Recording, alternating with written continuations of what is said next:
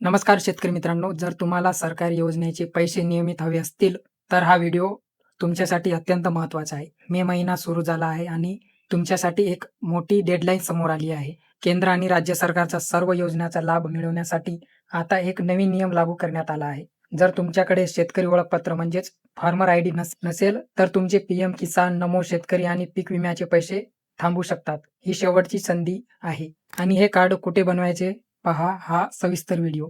तर मित्रांनो, सरकारने आता ॲग्रीस्टॅग मोहीम हाती घेतला आहे. या अंतर्गत प्रत्येक शेतकऱ्याला एक युनिक आयडी म्हणजेच डिजिटल ओळखपत्र दिले जात आहे. हे कार्ड का हवे? पीएम किसान व नमो शेतकरी योजना नियमित हप्ते मिळवण्यासाठी आणि पीक विम्याचा लाभ मिळवण्यासाठी, खत आणि बियाणे सरकारी अनुदानावर मिळवण्यासाठी आणि इतर योजना जसे की ट्रॅक्टर योजना असो किंवा ठिबक सिंचन या सर्व योजनांसाठी आता हे कार्ड अनिवार्य करण्यात आलेले आहेत. आता सर्वात महत्त्वाची गोष्ट, ही प्रक्रिया पूर्ण करण्यासाठी 20 मे 2026 ही तारीख निश्चित करण्यात आली आहे.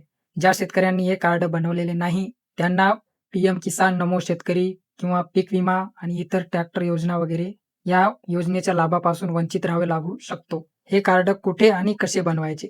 तुमच्या जवळच्या CSC केंद्रावर जाऊन तुम्ही हे कार्ड काढू शकता आणि आपले सरकार सेवक केंद्र याच्यावर ही सुविधा उपलब्ध आहे. किंवा तुम्ही तुमच्या गावातील कृषी सहाय्यकांशी संपर्क साधून याबद्दल अधिक माहिती घेऊ शकता.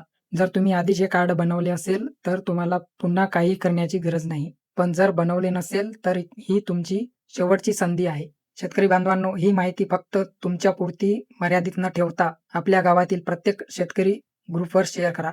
कारण आपला एकही शेतकरी बांधव माहिती अभावी या योजनेपासून वंचित राहता कामा नये.